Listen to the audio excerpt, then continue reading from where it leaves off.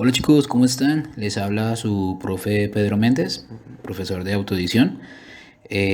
Bueno, la idea es que con este video que les voy a hacer sirva como grabación para la primera clase que tuvimos de autoedición esta semana. Bueno, y así pues ustedes tengan como este material de apoyo y puedan consultarlo si tienen alguna duda o alguna inquietud.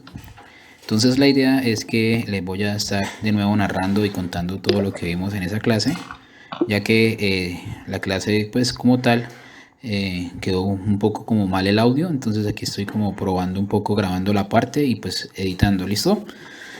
Bueno chicos, entonces pues nada, bienvenidos a esta su primera clase de diseño digital de autoedición de este segundo semestre del año 2020.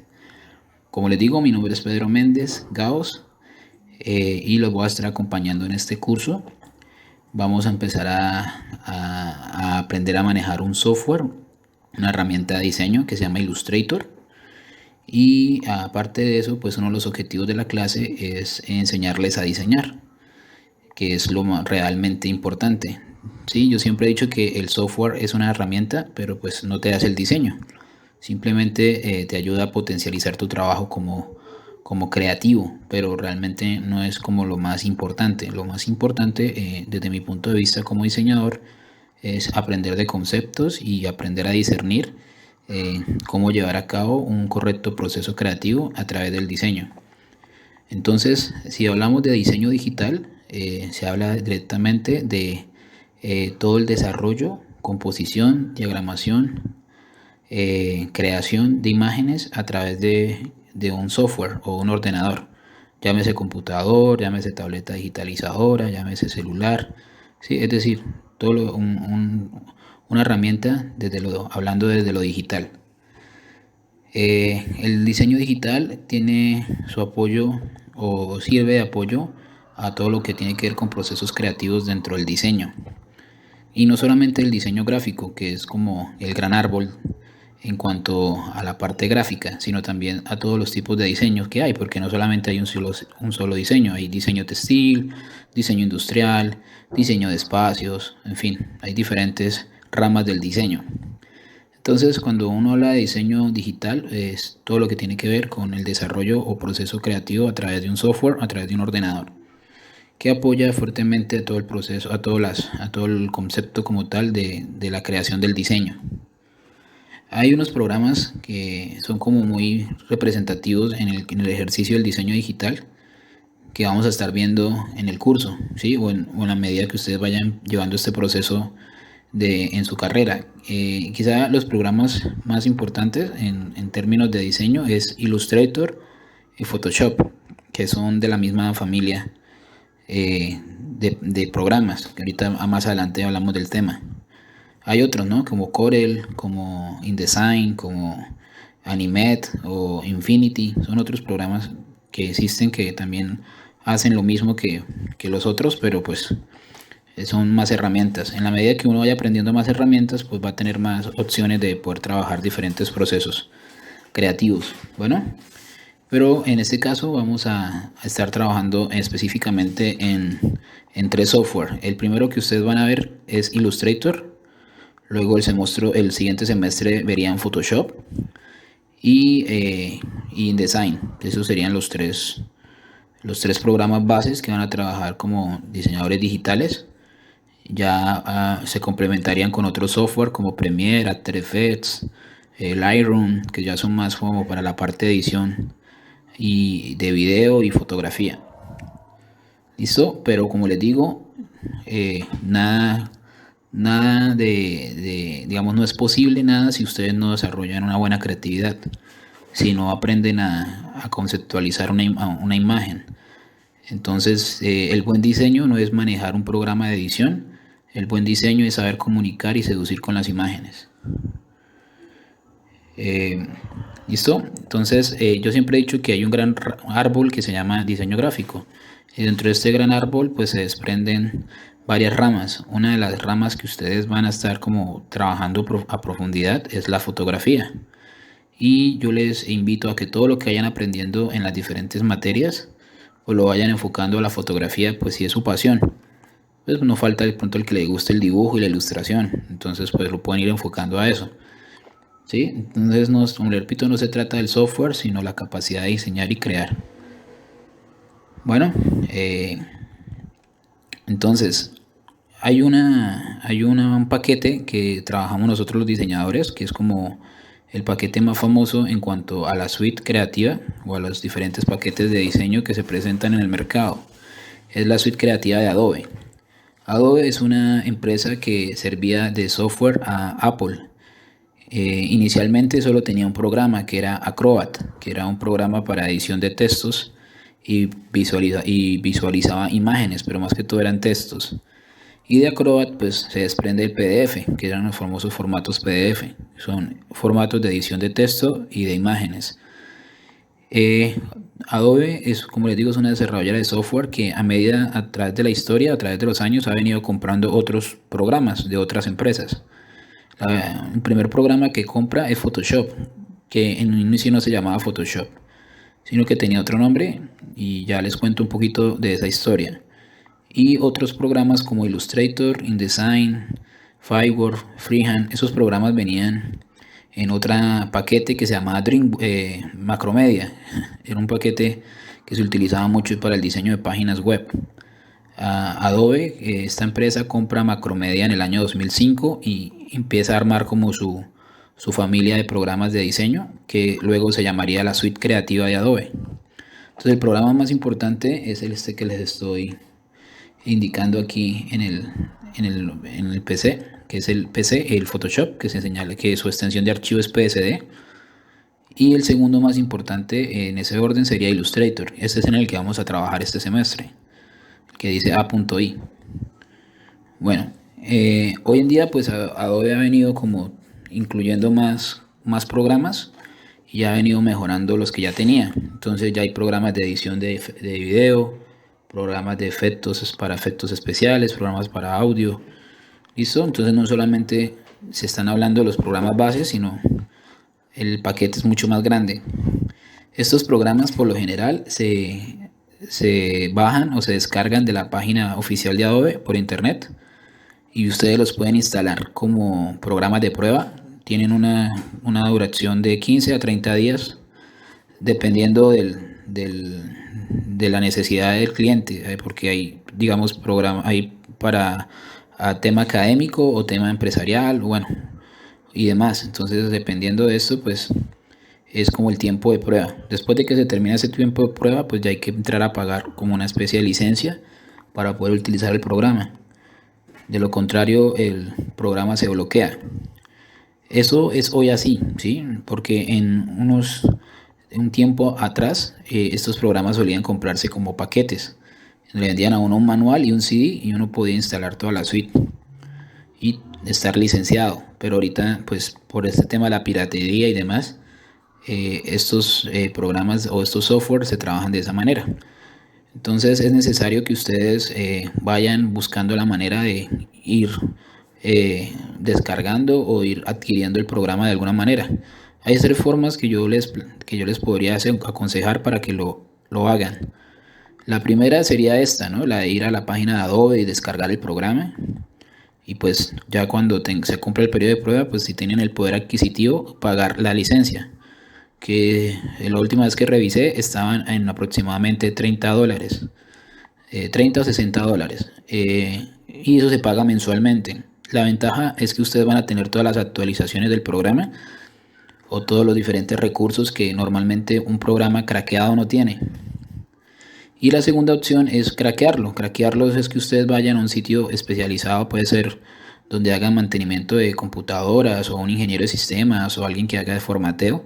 Por lo general estas personas que tienen como programas ya listos para craqueado, tienen los códigos para craquear. Craquear es poder activar el programa y dejarlo libre para que se pueda trabajar libremente en el PC. Pero hay que saberlo hacer. Entonces, pues lo ideal es que una persona que haga este tipo de instalaciones o mantenimientos de software, ellos le dicen a uno qué programas quiere instalar y pues uno le dice que le instalen la suite de Adobe. Yo les aconsejo que instalen los programas que necesitan y luego no están así como el otro semestre buscando otra vez Photoshop, InDesign. traten de instalar todo lo que necesitan ahorita, ¿sí? En especial Illustrator, que es en el que vamos a trabajar.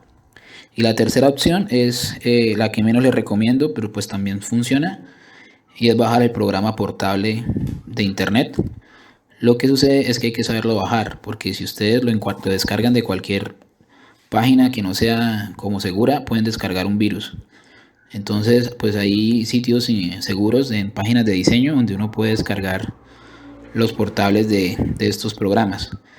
Y les recomiendo que ojalá sean versiones, no últimas versiones, sino una más viejita, por lo menos, porque las últimas versiones tienden a comer mucho recurso de la máquina. Entonces, por ejemplo, yo trabajo una versión CS6, que vendría siéndolo como la versión 2016, y pues la verdad lo que varía entre la última y una viejita, pues son muy pocas cosas, ¿no? De pronto, a veces es como el sistema operativo, o la interfase, o una que otra herramienta que está por ahí oculta, pero con ambas se puede trabajar normalmente. Entonces, si su computador de pronto no tiene muy buen rendimiento en memoria RAM, sería buena idea que buscaran una más viejita, una versión más viejita para que les corriera mejor. Listo, chicos. Y pues aquí hago un paréntesis, ¿no? Es importante sí o sí tener un computador para trabajar esta materia. O sea, no hay otra forma de enseñar esto porque esta materia es más práctica que teórica. De hecho, lo que es teoría es lo que vamos a ver ahorita. De resto, las siguientes clases van a ser casi que todas prácticas. Y mi interés es que vayamos trabajando clase a clase viendo los temas, ¿sí? Entonces voy a intentar no dejarles tantos ejercicios para la casa, sino que lo que vayamos haciendo lo vamos haciendo en el momento. De esa manera, pues ustedes tienen la opción de preguntarme a mí. Igual pues está la opción del correo y de un grupo de WhatsApp que yo voy a abrir para irles compartiendo información. También tienen que estar muy activos en la plataforma de la página del instituto, porque si no, entonces pues ahí voy a estar yo subiéndoles anuncios donde cuando ya les haya publicado el video para que lo vean, o ya les subí el material para que lo descarguen. Entonces, de esa manera vamos a estar como muy conectados. Listo, chicos, pero no puede ser una excusa que no consigan el programa o que no tengan el computador para trabajar. El college, yo sé de buena mano que el college les presta los equipos para que puedan desarrollar sus prácticas allá si no tienen computador en la casa. Lo que pasa es que tienen que preguntar qué día de la semana pueden ir a trabajar allá, pero no puede ser una excusa no entregar los trabajos porque no tienen computador. Ustedes no le pueden decir eso a un cliente.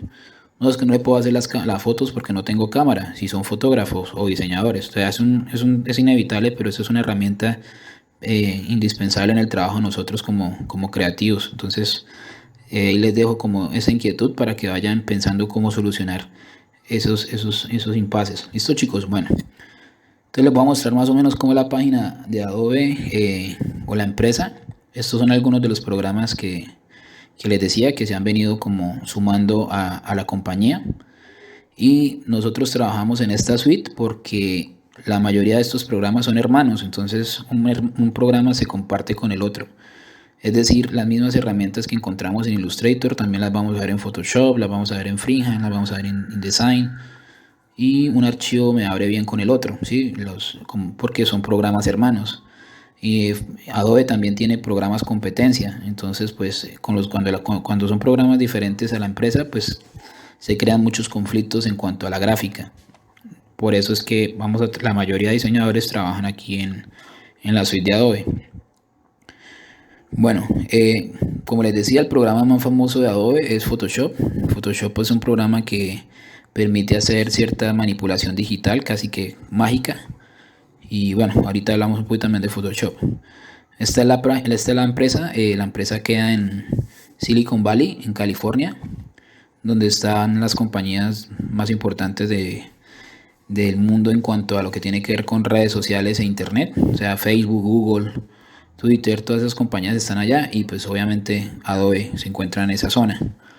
Y Adobe como tal fue creada en 1982 por dos desarrolladores de sistemas, o dos ingenieros de sistemas, John Warnock y Charles Heiskell. Son estos dos señores que están ahí, se les estoy mostrando. Ellos fueron los creadores de la compañía, y como les digo, en un principio servían de soporte de software a Apple, y después fueron adquiriendo otros programas. Esta es la empresa hoy en día. Es una Es una empresa que ha venido creciendo y ha venido como marcando la pauta en cuanto a lo que tiene que ver con el mercado entre lo digital y pues todo lo que tiene que ver con las imágenes. Eh, Siempre han tenido problemas con el tema de la impresión, entonces ellos crearon su propio sistema de impresión que se empezó a utilizar como impresión post-script, donde separaban los cartuchos de las impresoras en toners de tintas para poder lograr una mejor impresión en cuanto al tema de la resolución y los píxeles. ¿Listo? Porque si no sé si ustedes se acuerdan, pero antes cuando uno compraba una impresora solo venía el cartucho de color y la tinta negra, ¿cierto? No había más. Y uno compraba o el de color o la tinta negra. Hoy en día pues como tal las computadoras se dividen, sus cartuchos tienen tintas separadas, ¿sí? Y uno puede comprar cada tinta por separado. Ellos fueron o esta empresa fue una de las pioneras que empezó a hacer esos cambios en digamos, en el ejercicio de la impresión para que sus imágenes trabajadas dentro de su programa tuvieran una mejor calidad, porque siempre han tenido problemas con el tema de la impresión, por el tema también de la resolución y los píxeles. Entonces hablemos un poquito de historia del diseño digital, como para entrar en contexto. Eh, Empecemos pues con Photoshop, ya que vamos a empezar a hablar un poco como de Adobe y eso. Entonces Photoshop, como les decía, es el primer programa que adquiere Adobe. Ellos solo tenían Acrobat. Y bueno, hablando de Photoshop, Photoshop fue creado por este señor, por Thomas Connell, que era un diseñador también, un ingeniero de software, que estaba estudiando en la Universidad de Michigan por allá en el año 1987.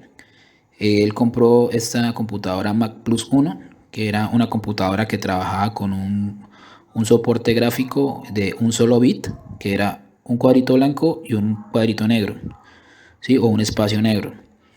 Y era una computadora de Macintosh. Entonces, digamos, el doctorado o lo que él estaba haciendo era crear un software, crear un programa que le permitiera manipular los bits digitalmente hablando, ¿sí? Donde pudiera colorearlos, donde pudiera ampliarlos, ampliar la resolución, disminuir la resolución, poder editarlos, quitando o siluetear cierta parte de las imágenes, que eso obviamente en esa época no se hacía, era algo novedoso, pero trabajando específicamente con los píxeles, ¿sí? Entonces este señor, estando trabajando en ese doctorado, eh, pues le presentó su trabajo a su hermano, el hermano de él, John, quien era entonces el director de Industrias Light Magic. Industrias Light Magic es la empresa desarrolladora de toda la tecnología que se ha venido impulsando a través del cine, de hace como 20 años, de 20 a 30 años, y todo lo que tiene que ver con croma o captura de movimiento, siempre ha estado ahí como Industrias Light Magic.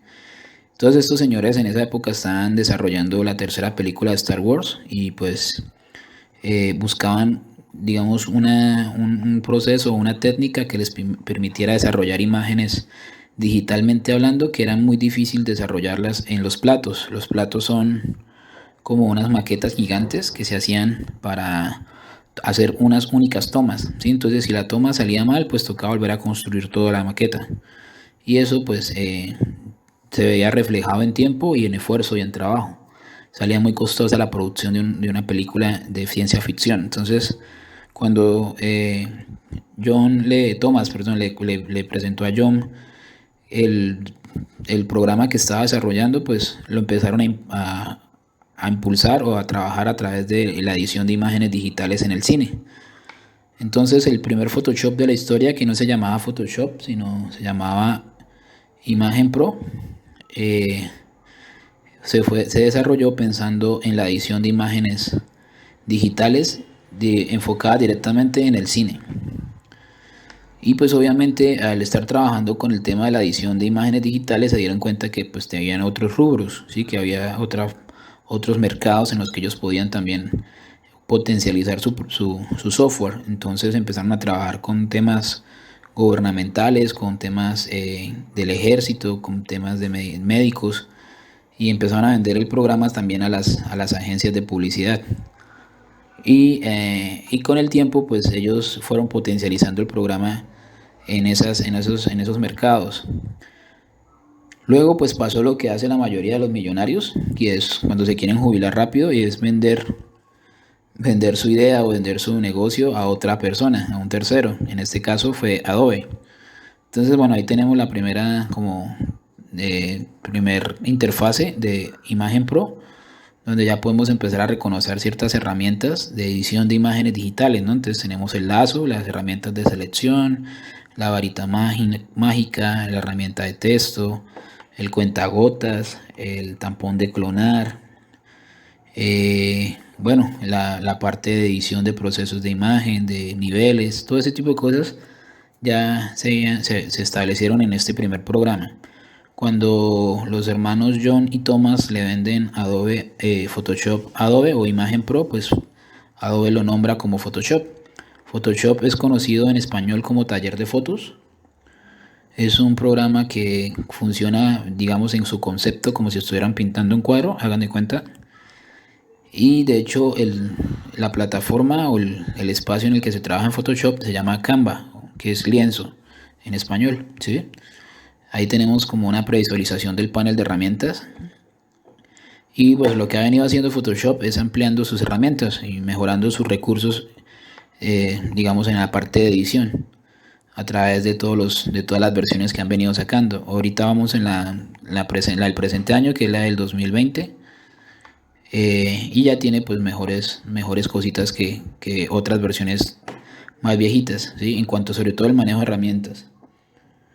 Entonces Photoshop es famoso porque se pueden hacer este tipo de cosas, ¿sí? Como retocar las imperfecciones de un rostro, de mejorar las estructuras de los cuerpos, ¿sí? Esto es una herramienta que se llama licuar, cambiar, digamos, la anatomía también o las formas de una imagen, como en este caso la silueta o la cintura de esta mujer, ampliar los senos, por ejemplo.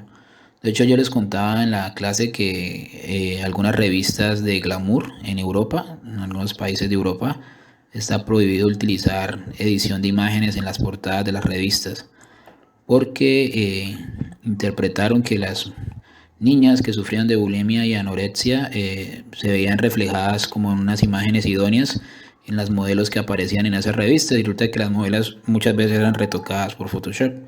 Entonces, por ejemplo, en el Reino Unido está prohibido utilizar retoque fotográfico en las portadas, tal cual como sea la foto, así debe salir en la portada. Por ejemplo, se le puede cambiar el color del cabello, se le puede cambiar el color de los ojos. Esto se llama piel de porcelana. Es una técnica que se utilizó durante mucho tiempo, sobre todo en el tema del modelado. Ahorita ya no se trabaja tanto, o si se trabaja, lo hacen muy sutilmente, porque pues lo que se busca es limpiar mucho la piel y a veces queda como muy artificial. Entonces hay que saberlo controlar. Se le puede cambiar el color de los ojos, se puede cambiar la textura o el tono de una imagen en el color. Entonces, por ejemplo, miren el cielo, que el cielo lo colocaron, le mejoraron la playa, la arena de la playa, el color de la piel de la modelo. Todo eso se puede hacer en Photoshop. Y este es digamos, un Photoshop en cuanto a retoque fotográfico, porque hay otro tipo de planeamiento o planteamiento del programa que es en fotocomposición, que ahorita vamos a unas imágenes de eso.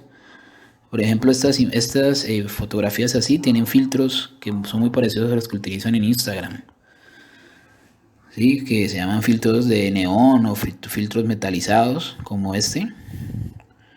Entonces, bueno, también se puede hacer en el programa. Y se puede pintar una fotografía en blanco y negro, una fotografía digital, se le puede dar color. Aquí está piel de porcelana, se puede retocar una foto antigua o construir una foto antigua. Y ya cuando uno maneja Photoshop en todo su esplendor, pues ya puede hacer fotocomposición, que es como lo que les hablaba ahorita, que se maneja más para la parte de publicidad. Porque el Photoshop, digamos, tiene como la idea de que solamente es para retoque, y pues en Photoshop se pueden hacer este tipo de cosas, como crear imágenes muy creativas que ayuden como a potencializar una idea o una marca, ¿sí? Que lo que buscan es llamar la atención en un público objetivo. Entonces hacen imágenes cuyo concepto sea muy creativo e innovador, como este de PlayStation, por ejemplo. Sí, entonces a mí los spots de PlayStation me encantan porque son muy creativos Y pues la mayoría de estas imágenes trabajan en fondo verde o son imágenes que van montando directamente sobre la composición. Casi que ninguna imagen es tomada en sí como en general, sino que todas son armadas de pedacitos o diferentes imágenes de recortes. Pero aquí el tema no es tanto la imagen, sino el concepto, ¿sí ven? Pensar en este tipo de cosas. Y luego pues con la herramienta uno las puede ir creando. Entonces, como les decía, Photoshop es como el programa más famoso de Adobe. Y recordándoles un poco, Macromedia pues era un programa que existió por allá en los 90, mediados de los 90, como hasta el 2003 más o menos. Macromedia fue muy fuerte en todo lo que tenía que ver con las imágenes digitales, sobre todo con las páginas web. Finales de los 90, comienzos del 2000, muchas empresas querían pues, su página web porque veían que hacia allá se iban a enfocar todos los mercados, ¿no? Todo lo que tiene que ver con marketing digital. Y pues Macromedia era una empresa que tenía también sus programas que utilizaban para crear páginas web. Entonces también tenían como su versión de Photoshop, su versión de Illustrator, ¿sí? Pero tenían específicamente eran 4, ¿no? Que eran estos que están acá, que ese Macromedia era Dreamweaver, Freehand y Firework. Y el programa más importante de los 4 era Flash. Flash era un programa, o es un programa porque todavía existe, que trabajaba con animación para páginas web. Entonces utilizaba un programa un sistema de programación que se llamaba ActionScript, que era con el que con el que se desarrollaban los diferentes motores en las páginas web, sobre todo en animación.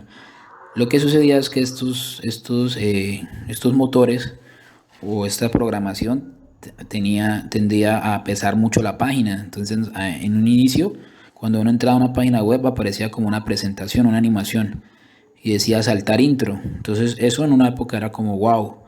Después, cuando fue avanzando toda la era digital, pues ya no era como tan chévere tener una página, sino que la gente quería de una vez ir rápido al contenido.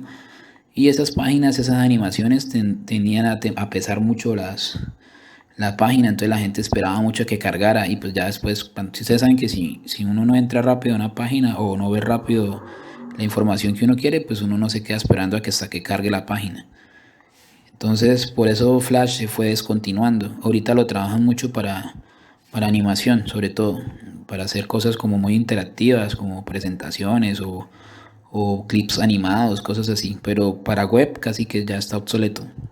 Y esa era más o menos como la interfase de Flash de la época. Y este era el Firework, que era como el Photoshop de ellos, pero básicamente todo lo que los 4 programas que les nombré eran enfocados a crear páginas web. Y pues en el año 2005 Adobe compra ese paquete, se lo compra a unos ingenieros que eran los que manejaban ese software. También por otro lado hay otro programa que es muy famoso de Adobe, que también era de otra empresa, que se llamaba PageMaker, que era un programa para edición de revistas y catálogos. Y pues cuando lo compró a Adobe, lo nombró a InDesign. InDesign es un programa que se utiliza para hacer revistas, para hacer libros, para maquetar catálogos y demás. Pero en un principio era PageMaker. Y bueno, y este es un programa de edición también que se utiliza mucho en Adobe. Este programa también lo vamos a ver el otro semestre. Y bueno, ahí más o menos está como la interfase. Y luego viene Illustrator, que es el que nos interesa hoy. Illustrator, al igual que Macromedia y al igual que InDesign, era un programa que también lo tenían otros desarrolladores, otros ingenieros. Pero a diferencia de Photoshop, Illustrator fue pensado para la industria gráfica. Photoshop no fue pensado para la industria gráfica, fue pensado para la industria digital, para el cine, para la edición de imágenes digitales basadas en píxeles. Illustrator fue pensado para la industria gráfica y por eso los gráficos de Illustrator se basan en vectores, porque la característica más importante de un vector es que nunca se pixela, porque los vectores no trabajan con píxeles. ¿Sí? Ya cuando lleguemos a esa parte les explico con más claridad. Pero en términos de históricos, o de historia del diseño digital, Illustrator era otro programa también de otra gente que luego Adobe compró y era el programa competencia de Corel, ¿sí? Pero la gente no trabaja tanto en Illustrator. Illustrator lo trabajaba mucho, digamos, en ciertos países como anglos, ¿sí? O sea, Inglaterra, Australia, Canadá, todos esos países, Estados Unidos, trabajan más con Illustrator que con Corel. Corel es otro programa que ahorita vamos a hablar. Entonces Illustrator trabaja con gráficas de vectores, ¿sí? Que son estos. Y esto es como el software o la interfase de Illustrator. Entonces yo les traje algunas imágenes de algunos artistas que han marcado como ciertas tendencias, utilizando pues la fotografía como su base y pues utilizando también el programa para vectorizar imágenes. Este es de un ilustrador australiano que se llama Eric Cavill, que se hizo muy famoso hace unos años, como en el 2015 más o menos, 2014-2015, empezó a hacer este tipo de gráficas que se llaman gráficas WAP, que hoy en día también se trabaja muchísimo. Y lo que se busca es que por medio de planos de color, vectorizar la cara o el rostro de un personaje o una fotografía por medio de capas, ¿sí? Entonces, pues esto se hizo una tendencia hace unos años en el mundo del diseño, que hoy en día todavía es muy fuerte. También le dicen como imágenes pop art, pero digamos que el pop art tiene otras estéticas visuales diferentes a estas imágenes que se llaman WAP. Así le dicen, técnica WAP. Entonces este señor lo que hace es que coge fotografías y las edita por medio de planos, va buscando los colores. Hay muchos tutoriales en YouTube y hay gente que hace esto porque pues es muy famoso. Entonces bueno, ahí está el señor Eric Cavill. También está el colectivo La Caneda. Esto es un colectivo de artistas gráficos que también hacen este tipo de tratamientos en la fotografía. Y pues a diferencia de Eric, estos señores trabajan más texturas. Si se fijan en la parte de los planos de la imagen, tiene demasiado manejo de pinceles. Entonces en lo personal esto me parece como más chévere, ¿no? Porque como que enriquece más la imagen. Pero pues bueno, eso ya son conceptos. Entonces la Caneda también trabaja imágenes de este tipo. Y en algunas piezas publicitarias, algunas spots publicitarios, algunas imágenes publicitarias como Raidman, también maneja. Estas ilustraciones se llaman ilustraciones de polígonos. También son muy famosas y muchas marcas a nivel mundial en una época trabajaron este tema, pero hasta el cansancio. De hecho, hay como app que se pueden descargar del Apple Store, donde uno puede hacer este tipo de cosas con las fotos. Sí, como que la misma app le permite a uno hacer esto. Ya si les gusta la ilustración un poco más free o underground, contemporánea, pues ustedes pueden hacer este tipo de aplicaciones en el software. Digamos, esta es una ilustración que se hace con una herramienta que se llama pincel y pues normalmente lo que se hace es que se dibuja a mano y luego con el pincel se va vectorizando. Cuando yo trabajo una imagen en Illustrator se llama vectorizar, ¿sí? Cuando la imagen se utilizan vectores se llama vectorizar. Esto es una técnica que se llama ceñir al texto o distorsión envolvente también, y pues lo que se busca es que el texto tome la forma de la imagen para lograr este tipo de gráficas. Y pues están este tipo de ilustraciones también. Esto es con una técnica que se llama calco de imagen, que también la vamos a ver en el software. Y estas imágenes pues, se utilizan mucho también para portadas de revistas y catálogos y bueno, en fin. Todo esto es Illustrator. Y ya después uno puede encontrar como este tipo de gráficas donde se trabaja la fotografía y el vector en una misma imagen. Así como esto, ¿no? El fondo es un vector y pues está la foto. Por ejemplo, esto es una campaña que encontré en internet que me pareció súper chévere, que es una campaña, aquí están vendiendo son las bolsas, no los productos, sino las bolsas, los empaques. Y hacen como una especie de icono, como la boquita, ¿sí? Y pues utilizan texturas y vectores para dar como la idea pues del icono, ¿cierto? Pero entonces es chévere porque utilizan la fotografía y utilizan el fondo de vectores. Y eso lo relacionan con la boca. Entonces aquí están vendiéndose el empaque. Pero fíjense cómo pueden trabajar desde la fotografía o cómo pueden apoyar la fotografía a través del vector, ¿sí?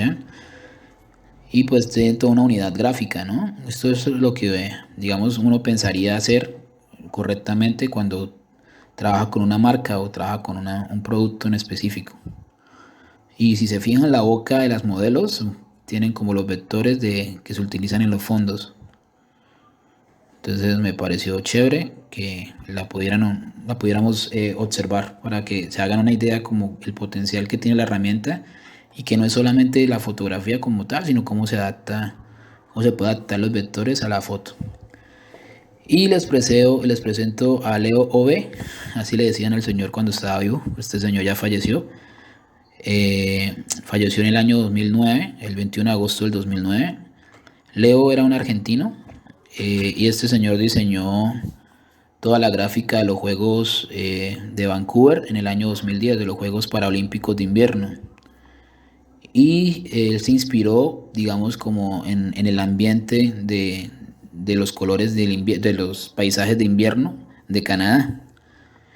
¿Y por qué lo traigo a colación? Porque este señor fue quizá el pionero de todas esas tendencias que les estaba mostrando antes, de las imágenes WAP y las imágenes de polígonos. Él lo hizo en el 2010. O sea, realmente en el 2010 fueron los juegos, pero él estuvo trabajando casi 2 años en estas gráficas que les estoy mostrando. Entonces es como una gráfica que resume todo lo que les mostré anteriormente. Entonces, mire, por ejemplo, está la foto, ¿sí? Está la fotografía, que es un vector. O sea, este señor dibujó esta foto y utiliza todos estos elementos curvos o dinámicos para dar la sensación de movimiento. Y como pueden ver, dentro de los elementos hay texturas. Hay un juego armónico con los colores fríos y los colores ácidos.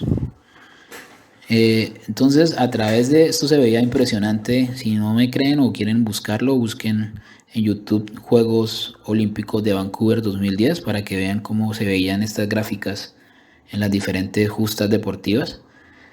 Pues lamentablemente el hombre murió muy joven, como de 43 años, 43, 44 años, de un paro cardíaco y nunca pudo ver su trabajo expuesto ya como al público. Entonces, por eso se los traje como para que lo revisáramos acá. Y esto obviamente está hecho en Illustrator. En lo personal me parece un gran diseñador. De hecho, como les digo, esos diseñadores que han marcado tendencias. Bueno, ahí están, para que lo observen. Y si quieren investigar más, pues ahí les dejo el dato. Acá. Y bueno, y está Corel. Corel es un programa que, digamos, tienden como a menospreciarlo mucho, ¿sí? Como yo diría, como no darle la importancia que tiene el programa. En lo personal fue el primer programa que yo aprendí a manejar como diseñador. Yo no aprendí Illustrator en la universidad, yo aprendí Illustrator ya cuando estaba trabajando como diseñador, que tocó hacer como ese paso de Corel a Illustrator, pero en la universidad aprendí fue Corel. Y es porque Corel lo trabajan mucho para la parte de imprenta y se porta muy bien con todo lo que tiene que ver con procesos de postimpresión o preimpresión ya en litografía. Eh, por eso mismo, la mayoría de personas que trabajan en las imprentas trabajan en Corel. Hoy en día, pues uno puede encontrar ya como imprentas que reciben archivos en Illustrator y pues mandan a imprimir. Pero para serles sincero, la mayoría de empresas o de gente que trabaja con litografía en Bucaramanga trabajan en Corel. Entonces tiene que uno mandarle los archivos en PDF, obviamente teniendo en cuenta de convertir las curvas de los textos a curvas y rasterizar las imágenes y todo esto, que son términos que más adelante vamos a ir viendo de a poco. Pero normalmente todo lo mandan, todos los archivos, los que mandan a lo que llama encapsular archivos para impresión, lo hacen desde Corel, porque Corel es un programa que desde que se creó, al igual que Illustrator, son programas que piensan en la industria gráfica, o sea, fueron creados para el diseño gráfico como tal.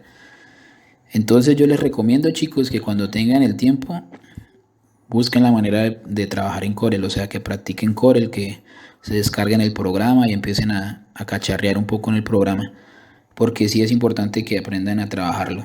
Ya el día de mañana lo más probable es que en algún momento de sus carreras se tengan que enfrentar a trabajar en Corel o abrir un archivo en Corel o algo así, y pues si no tienen ese conocimiento, esa experiencia, pues les va a costar un poquito de trabajo el poder desarrollar su proyecto.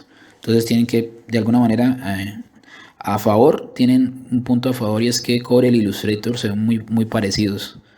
¿En qué sentido? En que trabaja con imágenes de vectores. Entonces las herramientas son parecidas, entre comillas, porque hay ciertas cosas que son mejores en un programa y en el otro, ¿sí? Pero ya les toca como entrar a trabajar en ambos para que ustedes sepan qué es mejor y qué no. Bueno, listo chicos, entonces ahí están como en términos de historia los diferentes software que se trabajan, y obviamente hay muchísimos más. Entre más software conozcan, pues más herramientas van a tener para que ustedes puedan desarrollar su potencial creativo, ¿sí? Nunca dejen de aprender un software nuevo en la medida que puedan, sean muy inquietos en eso, y verá que con el tiempo van a poder hacer mejores, van a poder desarrollar su trabajo de mejor forma. Bueno, listo, esto es hasta aquí todo lo que tiene que ver con historia del diseño digital. Ahora vamos a hablar un poquito sobre la clasificación de las imágenes digitales y las características de las imágenes digitales.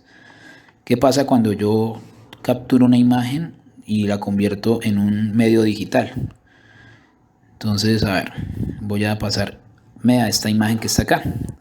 Entonces, hagan de cuenta que ustedes tienen una cámara Nikon, Canon, la que quieran, no importa la marca, una mejor, unos dicen que es mejor la Canon, otros dicen que es mejor la Nikon, no importa, lo importante es que es una cámara. También sirve una videocámara, también sirve un escáner, es decir, eso se llaman, ¿cómo se llama? Capturas de imágenes o aparatos o programas que capturan imágenes como tal, ¿sí? Entonces digamos que ustedes tienen una cámara y van a enfocar un árbol, ahí en el caso de la imagen que les estoy mostrando, digamos que ese es el objetivo. Entonces lo que hace su cámara a través del lente o al través del sensor de la cámara, el sensor digital de su cámara y el lente, es capturar una luz ambiente, ¿sí? Entonces captura como la luz en el que se está desarrollando su objetivo, en el que está su objetivo. Y esta luz se traduce en colores. Entonces el sensor lo que hace es que la luz la interpreta en colores RGB, que son los colores digitales. Y a cada color le da un numerito, ¿sí? Los números que le da el sensor al color se llaman códigos binarios, ¿sí? Entonces el lenguaje digital de las imágenes se traduce en código binario, y ese código binario va a pasar a un procesador RAM, ¿sí? Que es el procesador donde se guarda su imagen a través de código binario. Entonces, estos son los dispositivos, era la palabra que estaba buscando ahorita, no aparatos, sino dispositivos. Estos dispositivos se llaman dispositivos de entrada, porque también hay canales de entrada o medios de entrada que ya se habla de como directamente el lenguaje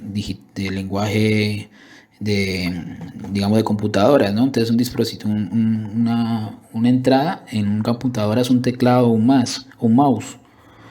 Pero cuando se habla de dispositivos, entonces se habla de cámaras, de escáneres, de videocámaras, y todo lo que capture imágenes ambiente por medio de la luz y el color. Porque la luz es color, básicamente. Esto, chicos. Y si hay un dispositivo de entrada, pues también hay dispositivos de salida, que son como las máquinas de impresoras. Entonces un plotter de esos de corte o de vinilo, o una impresora de su casa, o una impresora digital. Todos esos son dispositivos de salida. Entonces, dispositivos de entrada son estos que capturan imágenes digitales o imágenes de ambiente, y ya cuando se procesa por medio de un ordenador y se va a imprimir, pues se llaman dispositivos de salida. También el cine es un dispositivo de salida, porque esas imágenes que uno ve en cine tienen un tratamiento digital. Entonces, chicos, resumiendo, cuando ustedes van a capturar una imagen, lo que hace su sensor y su lente es capturar una luz ambiente. Esa luz que captura la captura en colores RGB, que son los colores de luz o los colores digitales. O sea, él resuelve la imagen en esos colores, y esos colores, al pasar al sensor, le dan un código, un numerito, que se llama código binario. El código binario es un sistema numérico que agrupa datos, ¿sí? Es un sistema de agrupación de datos, que también se conoce como bit, ¿sí? Básicamente. Y se interpreta como unos y ceros, ¿sí? Es eso. Entonces, a mayor cantidad de numeritos, pues mayor cantidad de bits. Cuando ya hubo muchísimos bits, ¿sí? Entonces ya tocó empezar a agrupar los bits en píxeles. Entonces empezaron primero agrupando 8 bits, luego agruparon 16, luego agruparon 32, luego agruparon 64. Cuando ya se habló de 8 bits, entonces ya se empezaron a trabajar con píxeles. Bueno, creo que en 16 fue que empezaron los píxeles. Por eso es que las imágenes de videojuegos retro se hablan que son imágenes en bits, ¿sí? 8 bits. Entonces aquí tenemos una gráfica donde nos muestra cómo se interpreta una imagen digital en bits. También se le conocen como mapa de bits o bitmap, ¿sí? Que es lo mismo. Entonces en el plano 1 tenemos un solo bits. Así era que se veía la Mac Plus 1 que compró John por allá en el 87 a Macintosh. ¿Sí se acuerdan? Que ahorita en la historia que les estaba contando de Photoshop, el señor que creó Imagen Pro, o sea, el que creó el Photoshop, entre comillas, se había comprado una computadora Mac.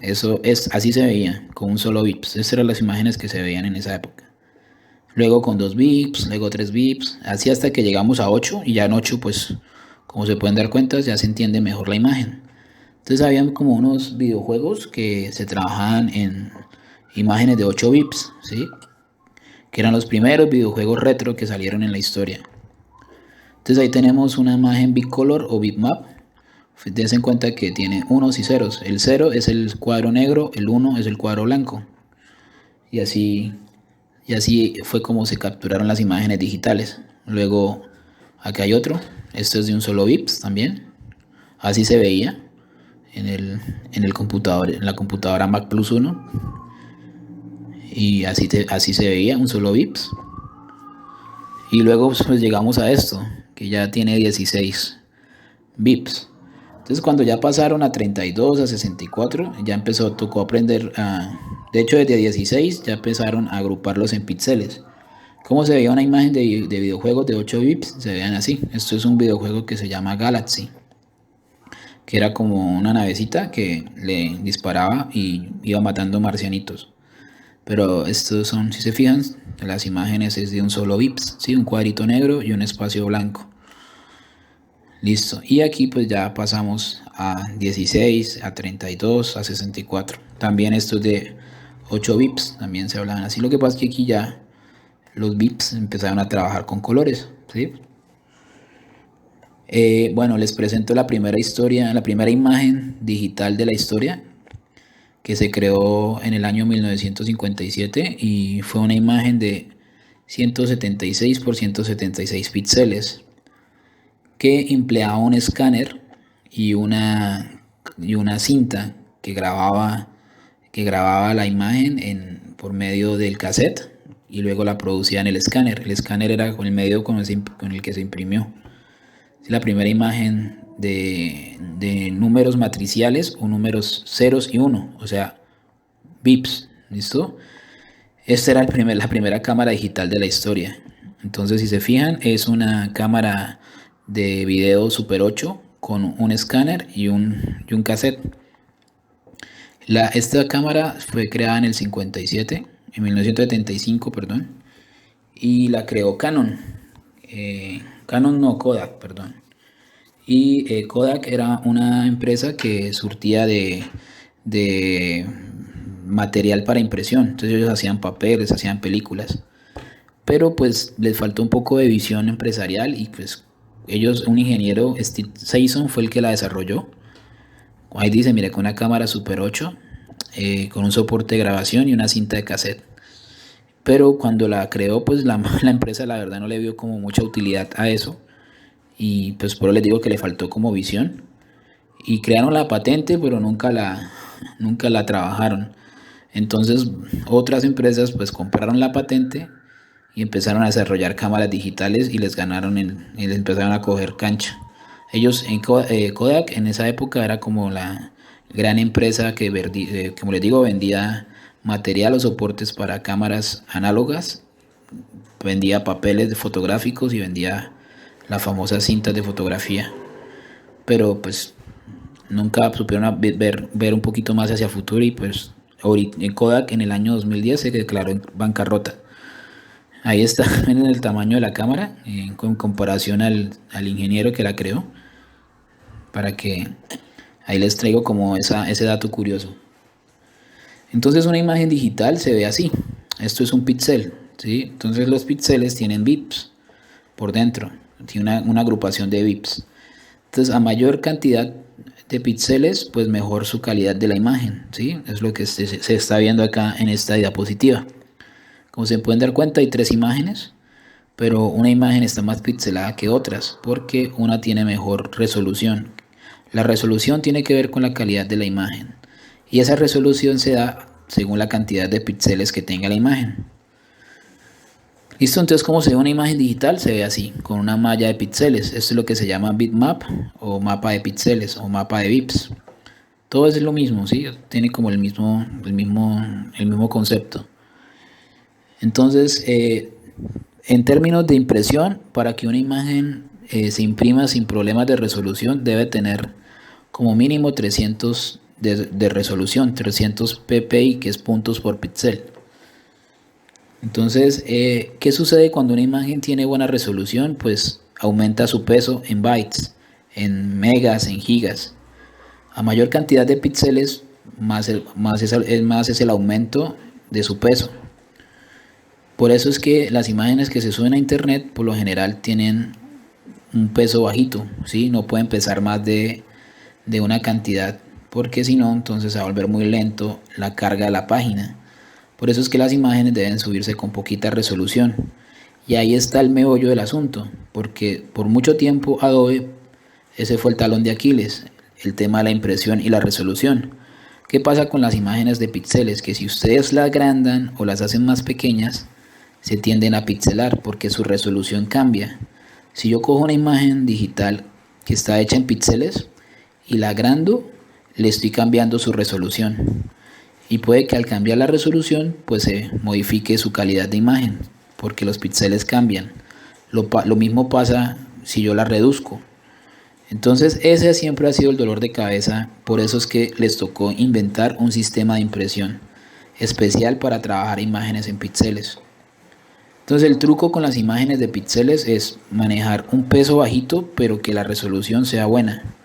En Photoshop hay muchos trucos para hacer eso y cuando lleguen ahí pues ya podrán como entender mejor del tema, ¿listo? Pero ahorita no voy a entrar como en eso porque si no nos desviamos de lo que estamos hablando. Lo que ustedes ahorita deben tener claro es que para que una imagen se pueda imprimir en óptima calidad debe tener como mínimo 300 de resolución. ¿Qué pasa si le pongo 600, si le pongo 800, si le pongo 1000? No pasa absolutamente nada, no mejora nada, simplemente hace que se pese más, ¿sí? Entonces ya cuando vayamos a mandarla por correo, cuando la montemos en un trabajo de diseño, pues va a pesar más el archivo.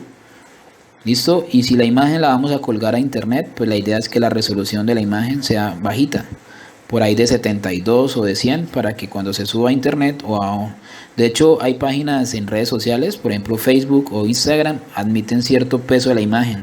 Cuando una imagen pesa mucho, no se la deja uno subir. Y por ende, esto me lleva a decirles que nunca manden imágenes por Facebook ni por WhatsApp, porque para impresión, o sea, uno no le manda a un impresor una imagen por WhatsApp o por Facebook, porque lo que hace Facebook y lo que hacen todas esas redes sociales es bajarle la calidad a la imagen para poderse subir a la página. Facebook tiene unas torres gigantes de datos donde cada segundo llegan una serie impresionante de imágenes. Entonces imagínense, si no le bajan la calidad, pues lo más probable es que colapsen. Entonces uno nunca manda a imprimir desde las redes sociales ni de WhatsApp un archivo, y pues se lo aclaro antes de que lo hagan. Siempre lo mejor es mandarlo a un correo, porque los correos admiten cierto peso. Por ejemplo, Gmail admite hasta 25 megas. Ya cuando pesan más de 25, toca colgarlas a algo que se llama Drive, que es una nube. Entonces uno las cuelga a la nube y que tiene una serie cantidad de peso, y le mandan a uno un archivo para luego descargarla. O si no, pues hay una página que se llama WeTransfer que admite hasta más de 100 megas para poder enviar archivos cuando ya pesan muchísimo para impresión, pero nunca desde un WhatsApp o desde unas redes sociales. Bueno chicos, entonces acá hay una gráfica que les muestra un poco el tema de la resolución. Entonces, alta resolución 300, media resolución 150, baja resolución 72. Y lo que les decía, ¿sí? Entonces un píxel tiene dentro de los píxeles lo que hay son bits, una serie de agrupación de bits. Y a mayor cantidad de píxeles, pues mejor su resolución. Fíjense que 300 tiene toda esta cantidad de píxeles, 150, 72. En términos de impresión, un píxel mide 2.54 centímetros, ¿sí? O sea, 2 centímetros y medio. En términos de impresión, eso es lo que mide un píxel. ¿Listo? Bueno, entonces viene la pregunta, ¿qué es mejor, Photoshop o Illustrator? ¿Sí? Photoshop versus Illustrator. Y yo digo aquí que depende de lo que ustedes quieran hacer, porque en ambos se pueden hacer cosas muy chéveres. Si es para temas de impresión, pues lo único que hay que tener en cuenta es que las imágenes, si las van a trabajar en píxeles, colocarle 300. Si es por temas de vectores, pues los vectores nunca se pixelan, entonces el tema de la resolución es relativo.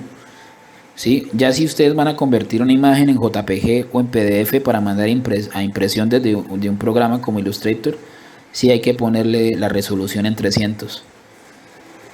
¿Listo? Entonces vean, ahí están píxeles versus vectores. Entonces, como les digo, los vectores nunca se pixelan. En términos de diseño digital, la palabra para pixelar no se llama pixelar, se llama rasterizar. Rasterizar es convertir una imagen de vectores a una imagen de píxeles. O sea, uno no le dice una imagen se pixeló, sino lo que, pues porque ese es el nombre, digamos, en técnico, pero realmente la palabra es rasterizar o raster, ¿sí? Entonces ahí está. Esto es lo que pasa cuando uno trabaja con vectores. Ya les explico qué es un vector y así se vería una imagen en bitmap, ¿sí? O rasterizada. Entonces, como les digo, los vectores nunca se pixelan. Entonces, ¿qué es un vector? Un vector es un elemento que se encuentra en un plano, ¿sí? Llámese plano cartesiano, llámese hoja de papel, llámese mapa, ¿sí? O sea, es un elemento que se encuentra entre un plano. Y ese elemento tiene una posición y una dirección dentro de ese plano, ¿sí? Por lo general esa posición y esa dirección se mide en X y Y, ¿sí? Hablando de planos cartesianos. Cuando yo creo otro vector, se genera algo que se llama trazado, ¿sí? Entonces un vector más otro vector crea un trazado, ¿sí? Que es como una línea. Y a medida que yo voy creando trazados, voy creando figuras. ¿Listo? Si escuchan atrás que es que está lloviendo, estoy grabando esto de noche, entonces se escuchan las gotas caer. Bueno, entonces un vector es eso, chicos. Un vector es un elemento que se encuentra en un espacio que tiene una posición y tiene una dirección. Cuando yo creo otro vector, voy creando trazados que al crear esos trazados voy desarrollando figuras o voy creando figuras geométricas. ¿Listo? Esa posición de los vectores se mide en X y Y, que es plano cartesiano.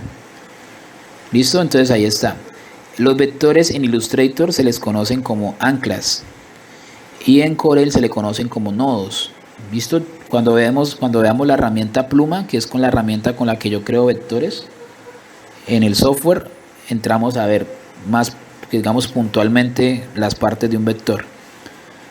Entonces, bueno, voy a ir un poco saltándome esta parte que ya... Entonces, por ejemplo, acá tenemos una imagen que está al 100%, fíjense que como que no varía mucho, pero si la ampliamos y le hacemos zoom, entonces la imagen ya se empieza a ver cómo se pixela, ¿no? Y este lado ya no se pixela. Entonces, eso es lo que pasa. Cuando yo a un vector le quito todos sus colores, solamente dejo los trazos, se vería de esta manera. Porque los vectores tienen otra propiedad diferente o otra característica aparte de que si se agrandan o si se escalan o se reducen o se pixelan, también tienen la propiedad que tienen relleno y tienen trazo, ¿sí? Entonces cuando yo le quito el relleno es como el color. Cuando yo le quito el relleno, pues solamente se ve el trazo. ¿Listo? Y así se ven Las líneas magentas que ustedes están viendo son los vectores, ¿vale? Bueno, entonces eso en términos de imagen. Entonces, ¿cómo se clasifican las imágenes digitales? Se clasifican en píxeles y en vectores. ¿Listo? Esa es la manera como se clasifican. Los vectores son elementos, ¿sí?, que se manejan en una dirección y en una posición. Y los píxeles son un grupo, ¿sí?, o es una manera de agrupar bits, ¿vale? O diferentes cantidades de bits, para que a mayor cantidad de píxeles se mejora su resolución. Tranquilos que no fue una bomba, es que se me cayó una libreta. ¿Listo? Bueno, chicos, continúo, ya voy terminando. Y ya por último nos queda ver los perfiles de color. Entonces los perfiles de color tienen que ver con los perfiles en CMYK y en RGB. Los perfiles CMYK son colores que se llaman colores de sustrato. Y los perfiles en RGB se llaman colores aditivos. Los perfiles CMYK tienen que ver con todo lo que se habla de tintas, ¿sí? Por eso se llaman colores de sustrato, porque necesitan de un soporte físico para ser impresos. No sé, llámese papel, cartón, lona, ¿vale? Y los colores RGB pues son colores de luz, entonces no necesariamente, de hecho no se pueden imprimir, ¿sí? La mezcla de los colores en CMYK me da otros colores. Por ejemplo, si yo mezclo el amarillo, el cian y el magenta a la vez, pues me dan el negro, ¿cierto?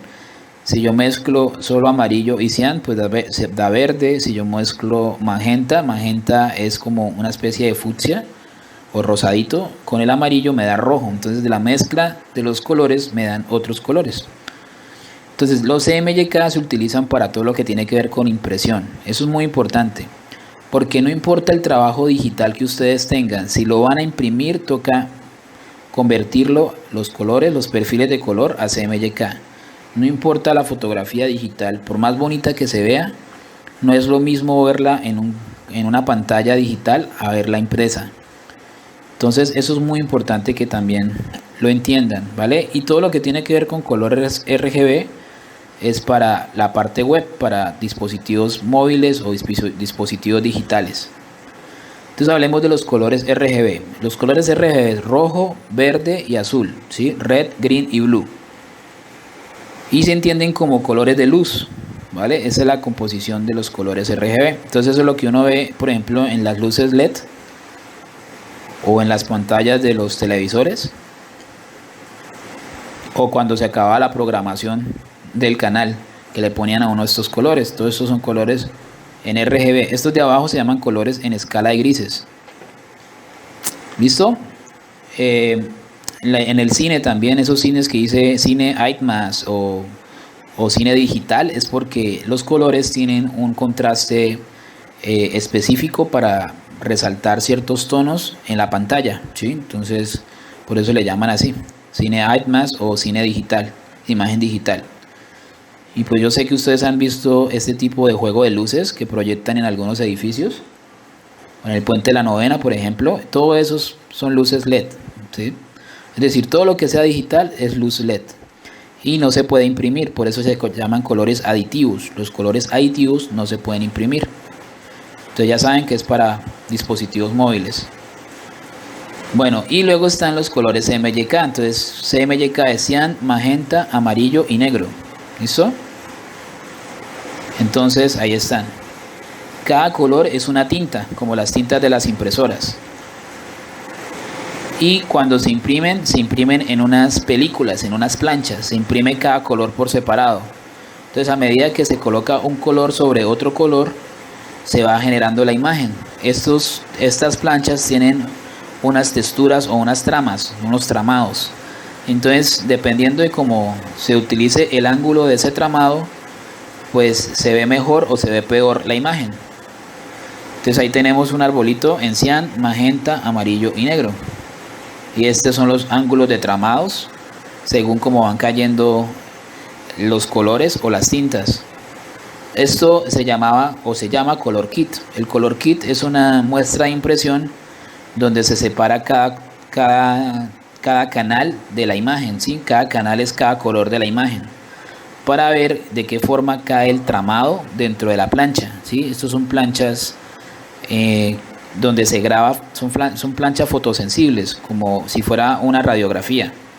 Entonces cada plancha es un color.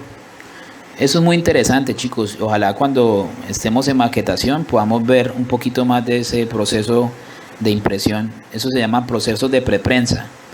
Hay una clase en el SENA, hay una materia en el SENA que enseñan, si les apasiona todo este tema, les enseñan esa carrera para luego volverse un impresor. Entonces ahí tenemos como una imagen que contiene las diferentes tintas, ¿no? Entonces la primera imagen solo tiene cian, que es la letra C. La segunda imagen tiene cian y magenta. Cuando una imagen solamente tiene cian, se llama monotono. Cuando una imagen tiene cian y magenta, o sea, dos colores, se llama duotono. Cuando tiene tres colores, o sea, en este caso cian, magenta y amarillo, se llama tritono o tricromía. Y cuando tiene cuatro tintas, se llama policromía, ¿sí? Entonces aquí tenemos otra imagen que les ilustra mejor esto que les estoy diciendo. Entonces aquí está cian más magenta, así se ve la imagen, ¿sí? Cian, magenta y amarillo, así se ve la imagen. Cian y magenta, duotono. Cian, magenta y amarillo, tritono o tricromía. Cian, magenta, amarillo y negro, policromía. Y así se ve la imagen. ¿Listo? Y entonces aquí está, mire, RGB para páginas web, monitores, celulares, archivos digitales. Aditiva. CMYK, catálogos, póster, menús, tarjetas de presentación. Sustrativa, bueno, yo le llamo sustrato o sustrativa, es lo mismo, ¿listo? ¿Qué quiere decir sustrativa? Que necesitan de un soporte físico para ser impresa. Y pues aquí está esta gráfica. Estas imágenes, algunas de estas imágenes se las puse o se las voy a colgar ahí en la plataforma del Q10 para que ustedes puedan estudiar, porque más adelante voy a hacer un quiz teórico de toda esta información, chicos. Entonces les aconsejo y los invito a que lean las diapositivas que les subí, que duré un tiempito haciéndolas. Entonces por lo menos léanlas, que de ahí voy a hacer un quiz o un foro, ¿listo? Entonces ahí están como el uso de cada cosa, ¿sí? De cada perfil de color. Este último perfil se llaman tintas Pantone. Las tintas Pantone se utilizan más para medios textiles, ¿sí? O se llaman tintas industriales o tintas especiales, le llaman así. Se utiliza mucho sobre temas de tintas metalizadas, brillantes, ¿sí? Básicamente son más para temas de telas. Entonces el problema con los colores, chicos, es que yo puedo tener un color muy bonito, por ejemplo un verde, así en RGB. Ustedes, digamos, tienen la foto de su modelo en una pradera con un pasto hermoso y se ve un verde súper bonito. Pero el problema no es verla digitalmente, sino es cuando la vaya a imprimir. Porque lo más probable es que esos verdes que se vean súper bonitos salgan opacos, salgan así como les estoy mostrando en la diapositiva. Ahí hay una comparación entre los colores RGB y los colores CMYK cuando se ven impresos. Fíjense que los CMYK son más opacos, ¿sí? Entonces yo les aconsejo que siempre, en la medida de lo posible, si ustedes van a imprimir una imagen, la hagan en colores CMYK, y de esa manera, pues cuando el cliente de ustedes vea la fotografía o vea la imagen, vaya a ver una aproximación de cómo se va a ver impresa. Porque si ustedes les muestran a su cliente una imagen en RGB y luego la ve impresa en CMYK, lo más probable es que se las devuelva, porque no le van a gustar los colores. ¿Listo? Bueno, chicos, y ya para terminar, pues les dejo esta otra comparación de los tonos. Fíjense los violetas, cómo se oscurecen. Fíjense los verdes, cómo se oscurecen, cómo se vuelve opaco el rojo.